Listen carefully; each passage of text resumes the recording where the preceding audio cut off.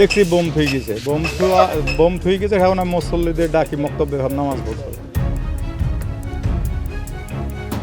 মেহেরপুরের গাংনী উপজেলায় হিজলবাড়িয়া গ্রামের ইশারুল ইসলামের গরুর খামারের সামনে থেকে 2টি বোমা সদৃশ বস্তু ও চাঁদা দাবি সম্মিলিত চিরকুট উদ্ধার করেছে পুলিশ।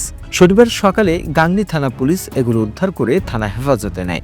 ইশরুল ইসলাম হিজলবাড়ি গ্রামের আব্দুল মালিকের ছেলে। স্থানীয় ভুক্তভোগী সূত্রে জানা গেছে, ইসরুল ইসলামের বাড়ির পাশের গরুর খামারের সামনে শপিং ব্যাগের মধ্যে বোমা সদৃশ বস্তু দেখতে পান পথচারীরা।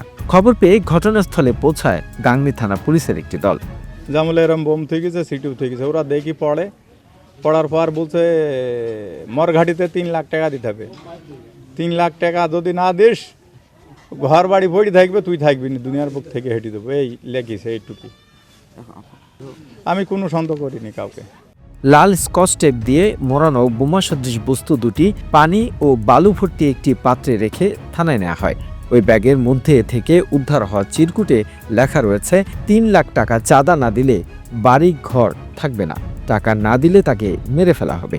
আমি দীর্ঘ 25 বছর বিদেশ। গত বছরে আমার ভাইয়ের বাসার থুইছিল ট্রেক্টরের কাছে। হওয়ার পর 20 লাখ টাকা চেয়েছিল তার কাছে। 20 লাখ টাকা চেয়েছিল, 2টা বোম থুইছিল আর সিটিতেও লেগে দিয়েছিল 20 লাখ। এটা আমার ভাইয়ের বাসায়। আমি দীর্ঘ 25 বছর বিদেশ। আর বিশারত আমার ভাইয়ের নাম। ইসরুল ইসলাম দীর্ঘদিন ধরে প্রবাসে ছিলেন। বছর খানেক আগে বাড়ি ফিরে একটি গরুর খামার করেছেন। কারা বোমা রেখে চাঁদা দাবি করেছেন তা নিশ্চিত হতে পারছে না ইসরুল ইসলাম। গাংনী থানার অফিসার ইনচার্জ জানিয়েছেন, ঘটনার সাথে জড়িতদের দ্রুত আইনের আওতায় আনার চেষ্টা শুরু হয়েছে। The news Bangladesh desk report.